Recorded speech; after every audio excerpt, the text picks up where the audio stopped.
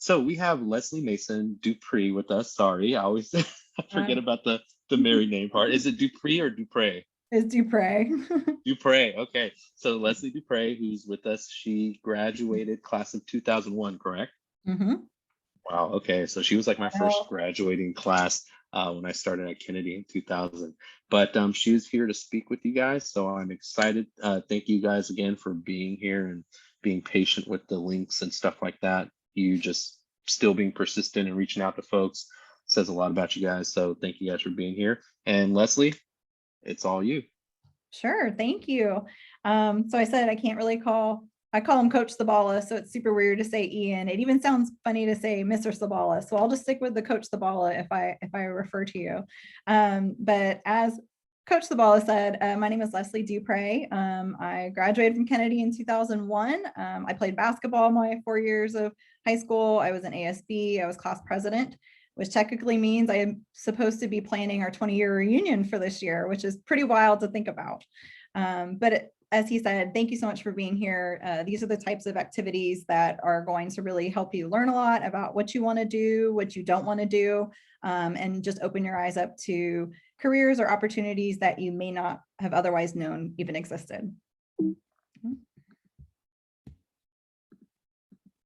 So I had to share this throwback picture because if you wanted to know what campus looked like in the early 2000s, it was a lot of gelled hair on the guys and really skinny eyebrows on the girls. So this was taken randomly at lunch one day. I think it ended up being in the yearbook, but it just makes me laugh every time I see it because it looks like it should be on like a Letterman's jacket brochure or something. So I live in Fort Worth, Texas. You may have heard of Fort Worth as part of DFW or the DFW Metroplex. And you may assume that Fort Worth is a small city, but it's not. It has about 1 million people. We're the 12th largest city in the United States, and we're about 30 miles from Dallas, which is, I think, the second largest city in the country. So the Metroplex has over 8 million people, which really means there's lots of jobs, lots of opportunities, lots of universities. And I've been here about 11 years, and I kind of am officially a Texan now. So I may have a little bit of an accent, but I still don't say y'all. So that's a really important differentiator. Fort Worth is also home to TCU, which is a very highly regarded private school. It's got a great sense of community. It really plays a big role in the Fort Worth community. We've had some professional football players who went here, and a lot of great speakers are brought in. So it's a really great asset to our city. Fort Worth is also home to several Fortune 500 companies. American Airlines would probably be the one that you'd be the most familiar with. It was home to Pier 1 Imports before they filed for bankruptcy earlier this year. And BNSF Railway is another one. So if you know any engineers, that's a very huge company, national company that people work for. So to share a little bit about my background, I went to San Diego State University. So it's right on the dot, about 100 miles from where I grew up in La Palma. That was a perfect distance for me, not too far, not too close. I knew that San Diego State had a really strong communications program, which was something I was interested in when I was in high school. I knew I liked people. I knew I liked to, communicate. I liked to write. I was a strong writer. So I really chose San Diego State based on proximity and the strength of their communications and PR programs. So if I talk about how my career started, really internships were huge for me, both internships in school, and then really I had to take an internship upon graduation as well. Luckily, that internship turned into a full-time job. And I share this with you because internships sometimes may end up being somewhat of a waste of your time. If they may not pay much, they may not pay anything at all, but it's really going to help shape and form your opinions and knowledge and increase your self-awareness as to what you like, what you don't like, what you're good at, and maybe what you're not so good at. So a lot of those lessons can be really valuable, even if they turn into something that ultimately wasn't for you. I've worked at 3 advertising agencies over the past 15 years or so. Right after college, I worked for a company in San Diego called Idea Brand. I was an entry-level PR professional. I did a lot of newspaper clippings and reporting and a lot of kind of manual type of work, but it really taught me a lot about the business. And I got to be around more experienced professionals that really, taught me a ton. And then I was very crazy and I moved to Baton Rouge, Louisiana. So to move from California to Louisiana was a huge move. But I had a great job opportunity there while my husband was attending LSU. And for 4 years, I worked for an ad agency, again, doing a lot of public relations, a lot of pitching media. So I would write a press release and pitch a story to a local reporter with the hopes of that getting into a print publication or being in the newspaper or having a story run on TV. And then about 11 years ago, there was an opportunity to move to Fort Worth, where I am now, and that was with the Balcom Agency. So I've been at Balcom for about 10 years. That's kind of rare in the ad or marketing world. You don't typically see people stick around with a company for a long period of time. Fortunately, Balcom has a lot of tenured employees, which just shows it's a great place to work and there's a lot of benefits and they treat their employees well, which is what helps me stick around. So I'm going to share a little bit about Balcom with you. Coach Sabala, I realized we did not practice this video to see if it played, but we're going to give it a whirl and hopefully you guys will all be able to hear it. But this is really, in a nutshell, really what an ad agency does and specifically what Balcom Agency does for our clients.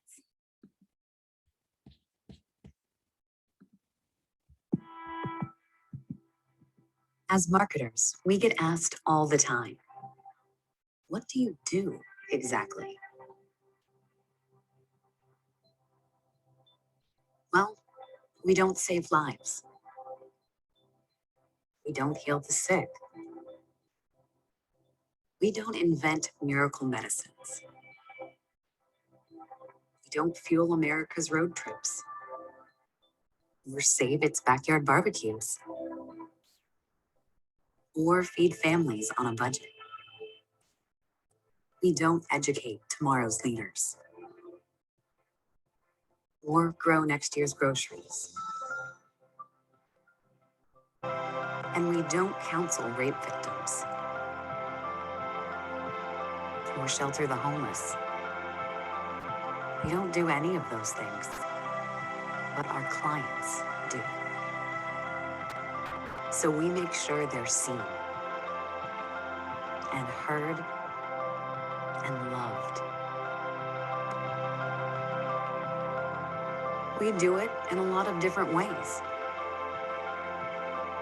But the really important part is why.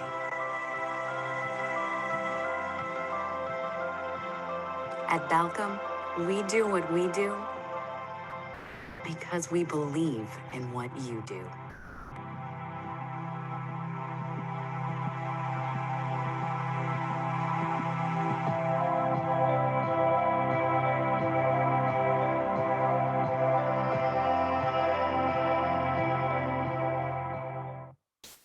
So that's a little bit of a sales pitch type of video, but it really does give you an idea of what we do for our clients. So our clients really run the gamut from healthcare, like Cook Children's Healthcare Center, which is a nationally renowned children's hospital here in Fort Worth, to Sinclair Oil, who has gas stations all over the country. So while we're not doing their work, we're really helping spread their message. We're helping their communications be effective and efficient so that the public or whomever their audience is really understands what they're trying to do.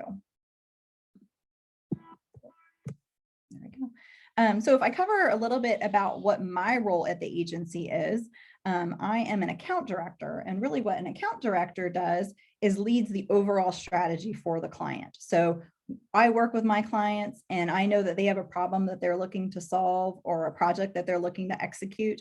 I then work with all the employees or the necessary employees back at the agency on accomplishing that project. So I'm really the go-between. I help, set deadlines and timelines. I manage their budget. I really keep on top of all the work that we do together. So I think the best way to say that is I'm the middleman. And I work with a really wide variety of professionals. So that could be everyone from a web developer who's programming a website, a designer who's designing the website or a brochure, a videographer who's maybe scripting a video or shooting a video, all kinds of people that I work with every day. So as I talk from the perspective of an account director at an agency, I will try to reiterate that there's a lot of different roles that you might be able to have in the advertising world. So kind of day to day, what do? I write strategy briefs. That's a lot of documents, but it really keeps an eye on what we're trying to accomplish and spreads that word on to everyone on the team of what our goals are, what our deadlines are, all the necessary things that will go into this project. I do a lot of meetings, so I will kick off a project, let everyone know what their assignment is. We will brainstorm together.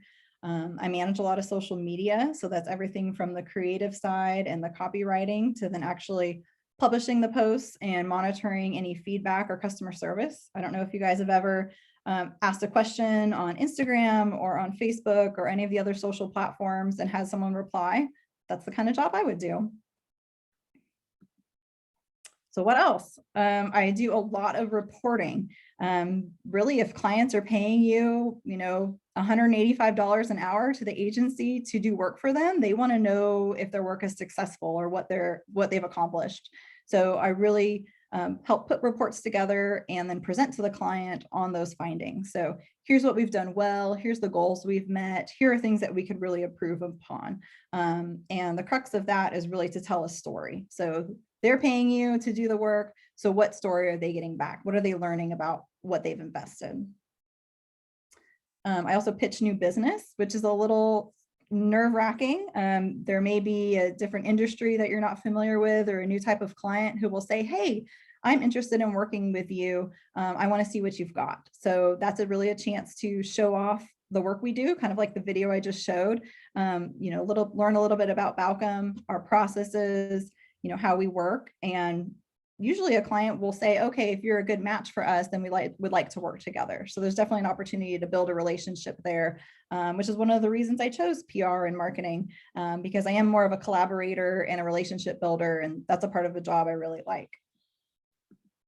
Lesley, I think this might be a good spot for Richard to ask his question that he put in the chat. Ooh, please do. Richard, if you want to unmute and ask Lesley, go for it. Have you ever worked with a tough client or made a tough decision? And that's, as I go into some pros and cons, I think some people really love the challenge of working with a difficult client, and a difficult client can mean their product or their industry is really challenging.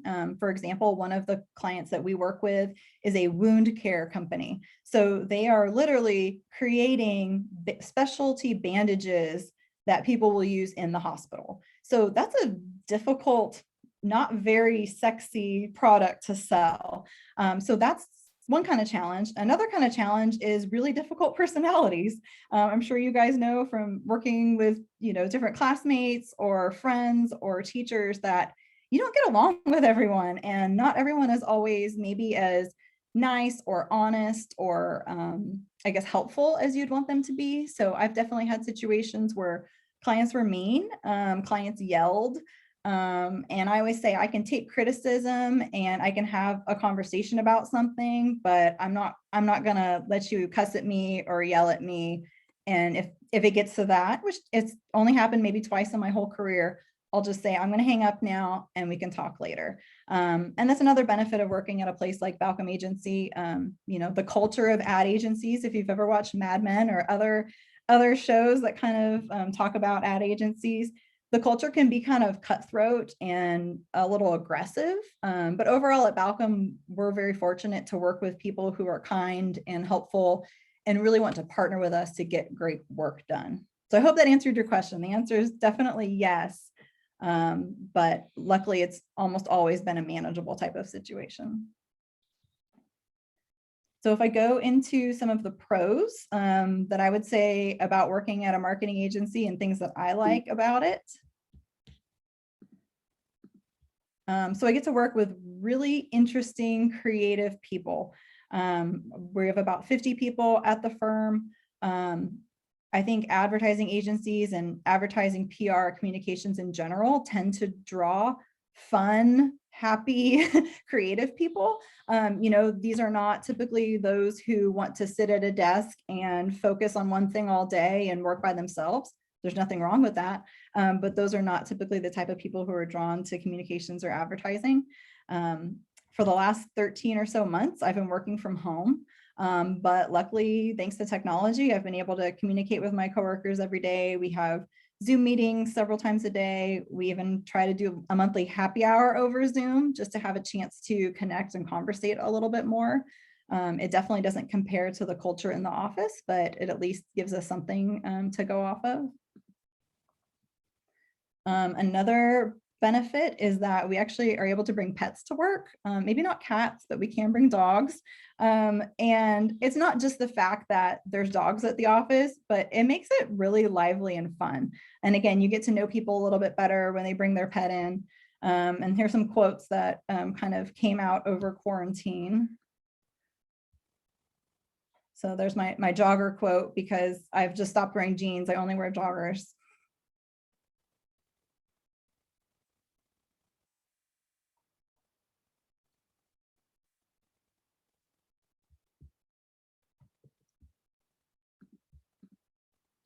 So some other pros, as I said, there's just so much creativity around. And what I mean by that too is not just creative in designing a brochure or executing a video, but just different people think very differently. So a web developer is going to have a very different approach than a graphic designer is or a copywriter is. And I just love the opportunity to work with people who are different than me, who think different than me, who are really able to challenge my ideas and ultimately collaborate together. No 2 days are alike, that's for sure. Just with different projects and different clients, it's, you know, it's not routine at all, which to some people that would be a nightmare. So I call it a pro, but for some people it might be a con. So if you're someone who likes variety and doesn't like the mundane same thing every day, advertising might be a good profession for you. And really a variety of clients and industries. You know, I've worked with everyone from healthcare to salsa to higher education. And you just learn a lot about a lot of different things. And again, some people might think that's a negative, that's too much learning different things at different times and having to use different parts of your brain. But for me, I've really enjoyed that throughout my career. Typically, an ad agency offers some flexibility. So I don't always have to be like at my desk or in the office from 8 to 5. Sometimes I'll wake up early and get some work done and then help my kids get off to school. And then maybe I'll sign back in, you know, later at night sometimes. It just depends. So, you know, if you have a healthcare job or somewhere where you have a shift, you don't have that flexibility. But luckily, with something like a marketing or ad agency, you typically do. Okay, now there's some cons. I would say one con is that I'm kind of married to my phone. People are always calling, always texting, always emailing. You're kind of always on, as they say. And I think I've been pretty good about setting boundaries, but you know, there's always some social media emergency that might come up and need to be addressed. You know, especially with cell phones, like people can kind of always get a hold of you. So for me, that's a definite con. Email is another one. I probably get, you know, 200 emails a day. And they're not always super important, but there's conversations going back and forth, you know, things you need to keep track of. So especially if you don't address some emails and then the next day you get another 200, it can kind of creep up on you. So that's something that I don't like about, you know, my job, but it's kind of a necessary evil. Probably the biggest thing about working in an industry like advertising is deadlines. Projects have to stay on their specific timeline. There might be a print deadline. So there might be an ad that you're trying to submit to a magazine and that magazine is being printed on a certain day. And if you don't have that ad approved and sent to the publication, guess what? It won't be in there. There might be a TV spot you're creating and it's going to run, I'll use example as the Super Bowl. It might be running during the Super Bowl. Well, you can't have your ad spot ready to go 2 days after the Super Bowl. You have to have it on deadline. And since I love mentioning the Super Bowl topic, we've done several videos that have actually been featured during the Super Bowl. But I will explain that just because a TV spot is on during the Super Bowl, it doesn't mean it's on nationally during the Super Bowl. So sometimes people think, oh my gosh, that must have cost $2 million. But the difference is maybe it only ran in one city, or maybe it only ran in one state. And when that's the case, it's a lot cheaper, but it does always sound very fancy to say you had a TV spot that ran during the Super Bowl. And another challenge is really, you can't do anything unless a client has approved a budget. So you may have some really cool ideas and different things that you've thought of that you think would be awesome. But if the client doesn't have the budget to pay for that, you can't do it. So that's sometimes just a frustrating reality. And the other challenge is sometimes you go over budget, and then you have to have a really tough conversation with a client about, hey, we spent, $10,000 too much, and now we have to bill you for that. Or if we can't bill them for that, then the agency loses that money. So it's a real challenging part of the business. Leslie, Richard has another question for All you. right. Richard, go ahead. Have you ever missed a deadline? I would love to say no, but yes. And oftentimes, it's not one person who messed up or missed something and a deadline is missed, especially a big deadline.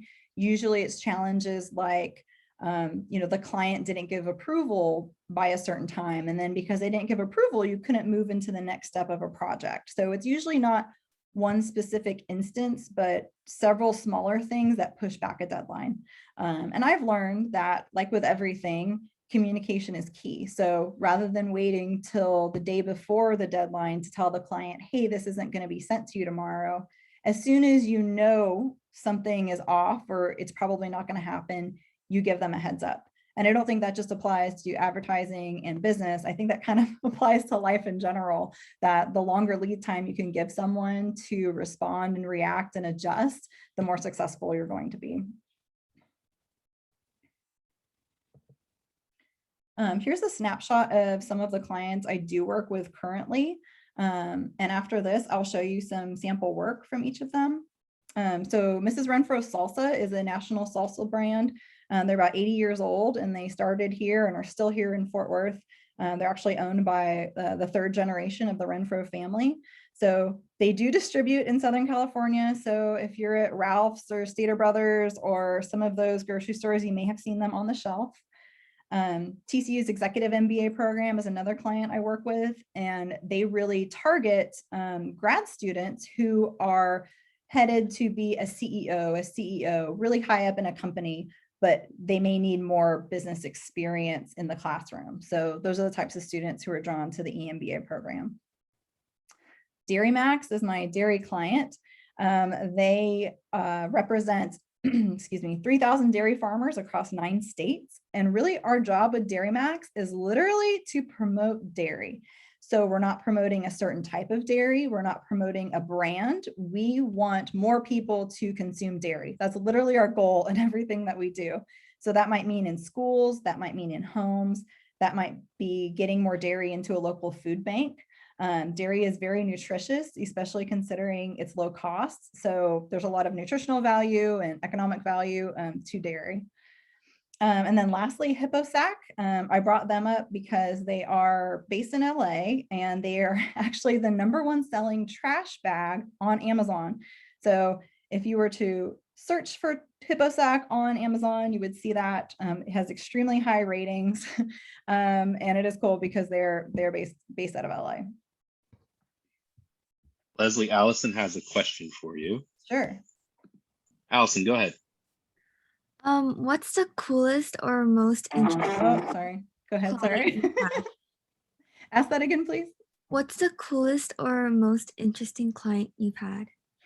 So, coolest and most interesting. I worked with Ballpark Buns for several years, and they were really cool because, okay, it was like hamburgers and hot dogs. Like that's pretty easy to understand. They had a real big sports angle, and I'm a big sports fan. So we got to do a lot of shoots that had to do with tailgating. They partnered with some celebrity athletes, so that was enjoyable. But probably my favorite client to work with is actually the TCU Executive MBA program. And really that's because you see how the work your client does impacts people's lives. So someone may have their college degree, but they know they're, headed to some big things with their career. They want to be CEO, they want to be COO, but they need more education to get there. and you see people go through this program for a year and a half and come out a different person and say that was life-changing, and these professors and my classmates and the things I've learned have completely transformed my career. It's transformed, you know, my personal life. I'm a better person because I did this.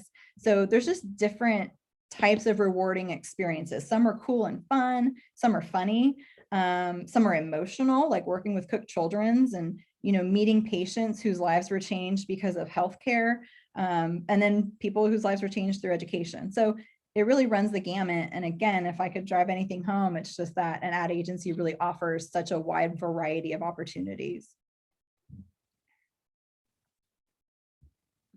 All right, here's just a quick example of some work we did with Mrs. Renfro's. This is just a social post, but it really highlighted the fact that we created new labels for them and a new shipper box. So especially during the holidays, these sold really well off the website.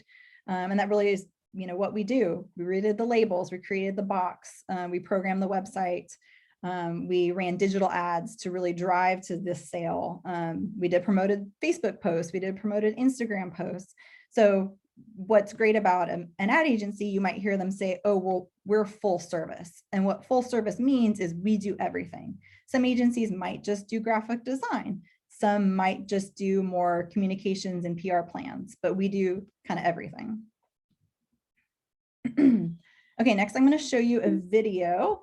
And this is with Tyrone Crawford. He actually just retired from the Dallas Cowboys, and he was our Fuel Up to Play 60 partner in the NFL for Dairy Max. If you pay attention, you might see some other Fuel Up to Play 60 sponsorships around. Every team has a couple Fuel Up to Play 60 players. And really what he did is he helped promote dairy, but more specifically, chocolate milk as a refueling beverage. So I don't know if you guys know this, hopefully maybe Kennedy has some access to chocolate milk, but chocolate milk is a better refueling beverage than like Gatorade or something else because it has protein, it has sugar, it has the right balance of, you know, a variety of nutrients. So we really try to help communicate that chocolate milk is a good recovery drink. Leslie, So real quick before you yeah. play the video, you have about Sure. 8 minutes, just so you Okay. know, and then there are a couple questions in the chat if you want to take a look at that while the video is playing. Great. I'll say this is the last kind of feature, and then that'd be perfect to go right into questions. All right, thank you.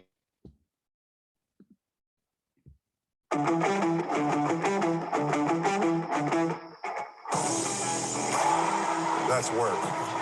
That work with the extra K.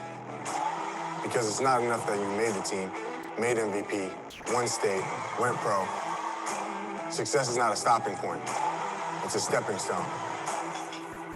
There's always someone right behind you, ready to take your spot, your spotlight, your playing time. You gotta keep pushing, keep earning it. Make your next play your best play. It's not 2 hours of practice, it's your life. Up early, every day, all summer, sacrificing. Then filling your tank with the fuel that will make you push even harder next time. It's not about you, it's about your team, your school, your city, your family. You're always representing. So represent excellence, represent extra. That's work. All right, I'll take a look at those questions, or Coach Sabala, if you want to read any of those off. All right, I think Richard, you had one, and then Bree, you had one. So Richard, you want to read yours real quickly? What was the weirdest product you had to advertise? The wound care company is probably up there. I had to work on a cigar account, which I don't smoke cigars, so that was a little awkward. To add to that, I was actually pregnant when I was working on it, so that made it even extra weird. With digital advertising, there's a lot of limitations on alcohol and tobacco, so that made our traditional recommendations like an ad campaign on Facebook or other digital ads, we couldn't do that. So that required a little bit extra thinking and maneuvering. I think those are probably the weirdest. All right, then thanks, Richard. And then Bree, you want to ask your question?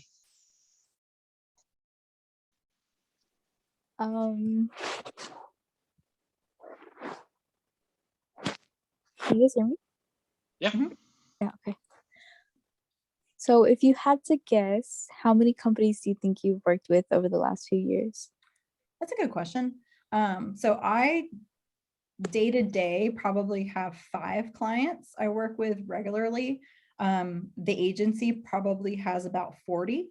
So there may be special projects that I'm brought on to consult with or fill in some gaps if needed. Maybe it's like a social media project or a writing project. But probably over the course of 15 years, I've probably worked with 100, I would guess, on some capacity. When I was That's in a lot. Louisiana, yeah, it's a lot. And kind of the good or bad, I worked with a telecommunications company in Louisiana. That was my main client there. And now when we have telecommunications business come in at the agency I work at now, they'll say, hey, Lesley, let's chat about this because we know you have telecommunications experience. And the same goes with healthcare. So not that it always is, not that your experience can always apply to all the clients or all the situations, but you definitely keep that knowledge and you have learned in the past what works and what doesn't. And then you're able to, take that and apply that to other business or other industries. Mhm. Lesley, do you want the other questions right now, or do you want to finish your presentation and then ask the questions? Sure. Let me jump through real quick just because I want to hit Okay. the point that, I think I've said it, but there's so many facets to an ad agency. So, you might be someone who's a digital media buyer and you're working in spreadsheets to find the best stations or best digital platforms to place an ad.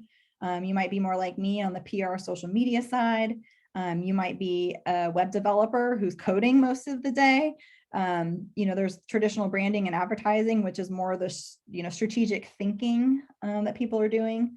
There's consulting and training. So that might be going into a place of business and really working them through a workshop for the day. Maybe it's brainstorming, maybe it's team building. So it's just really a variety of things that you could do and skill sets that you can have or should have if you work at an agency. So this is really a good part for Q&A. I've added some in case we don't have any other questions, but this is a great time to stop and answer any other questions. All right, Mr. Jankowski says he has a few questions he'd like to I'm ask. sure You he want to ask does. that now, Mr. Jankowski?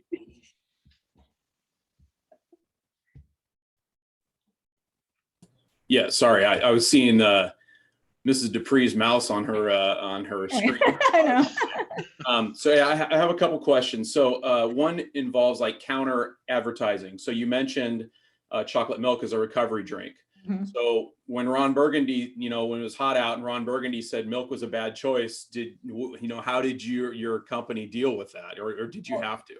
So I will say specifically with Dairy Max, they are not very aggressive. So in addition to Ron Burgundy, obviously there's lots of people out there who are very focused on almond milk or oat milk. And somehow, for some reason, they think that those are better for you or better choices than like a dairy milk would be. So instead of us coming out with an ad campaign or social media posts that really say Ron Burgundy doesn't know what he's talking about and nut juice is not a suitable beverage, we really more so focus on the benefits and highlights of dairy. So talking about the amount of protein it has, the amount of vitamins and nutrients it has, the cost effectiveness that if you're spending $2 on dairy is going to get you this far versus spending $2 on oat milk is going to get you this far. So rather than being negative towards the other side, we really try to just play up the positives about our client. Thank you. Sorry, I had a couple other things. As someone who used to live in Southern California, how difficult has it been to make sure that your friends from here can still understand you, like despite the Texas twang that you've picked up? So I did say that earlier on that I probably have a little bit of an accent. I still don't say y'all, so that's a big step. My husband is from down the bayou in Louisiana, so his accent is way stronger than mine. So I usually don't get called out for the accent. But yeah, it's there. I haven't out of California for 16 years, so I can't help it. One last thing. So when UCLA beats LSU this year, are you going to be willing to change your social media avatars to Bruins logos for a week? No, I will just stick with my San Diego State logos and ignore the LSU side. Okay, that's a shame, but all right. I just want to thank you, Mrs. Dupre, for doing this. For those of you that are in here, she is probably the smartest and most down-to-earth person I ever coached in basketball, and it does not shock me one bit that she is as successful as she's become and have a beautiful family like she does. And I miss her a lot. So I do laugh when I remember when I turned 23 and I thought that was old because I was like, that's how old Coach Jankowski was when he started coaching us. And then now that I'm far beyond 23, I realize 23 is not old at all. Mhm. All right, couple questions before we leave. Richard, I'm going to skip your question. I'm going to let Rashida ask hers real quick. And then Richard, if we have time, we'll go back to your question. Rashida, do you want to ask your question? Yeah. You said that you were a strong writer in high school. Did you ever consider being a novelist? So I don't think I ever thought of that route. Early on, I really wanted to be a broadcast journalist. I thought that sounded exciting and interesting and fun, and it is. But once I got into college and kind of learned the high pressure of what being on TV is, I knew that wasn't for me. The newsroom is just a really stressful place.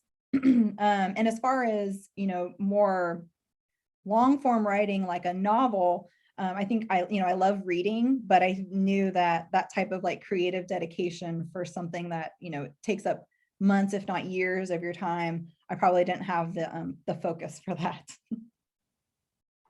Good question, Rashida. Allison, do you want to ask your question real quickly? Have you ever had to turn down a client because you didn't agree with the thing they were trying to advertise? That's a great question. I'm trying to think of any off the top of my head. I know there's been times where we have declined to pursue business. So we didn't have to say, no, we won't work with you, but we've had to say, hey, we're not going to respond. We're not going to try to work with you. So we're not going to pitch the business. We're not going to give you our ideas because we don't think we're a good fit. Typically, it hasn't been anything that's been more of like a moral type of dilemma. Like we just haven't really been approached by clients that would be controversial, let's say. Like probably our most controversial client is dairy, which really isn't that controversial in most realms. But yeah, there are oftentimes if we have to decline business, it's because their budget is just too small for us to do something effective. So we will say, instead of working with a large agency, you should probably work with a freelancer or a solo practitioner who can meet your needs on a smaller budget. A good question, Allison. Thanks for asking. All right, and then Richard's question real quick, and I'll ask it, Richard, real quick, if you don't mind. Most famous person you worked with, and did you fangirl inside when you worked with that person? I love that Richard asked that. That is a good question. So being in Texas, George Strait is like the king of country. I know almost nothing about country music, again, because I'm from Southern California. So I wasn't terribly excited to work on a project with him, but oh my gosh, other people just like they were sweating because they were so nervous and excited to be around him. And then otherwise, working with Tyrone Crawford, that was really cool. And he's really nice. Cam Jordan from the Saints was great because I'm a Saints fan. And I didn't get to work with him super closely, but still communicating with his rep and then being on site the day of a video shoot. It's fun and it is exciting. And I think the most exciting part is being able to see your work in the real world. So to drive down the freeway and see a billboard that you worked on, on the side of the freeway, or see your commercial on TV, or really get targeted with your own digital ad. I mean, it's really cool to see that. Awesome. Lesley, is there anything left on your presentation? If not, then I will.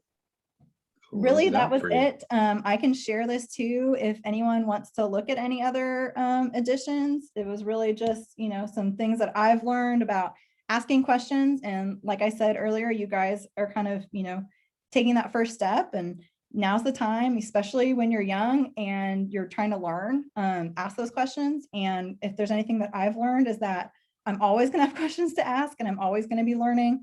Just because I have a degree and X years of experience, it doesn't mean I'm done, and it doesn't mean I know everything.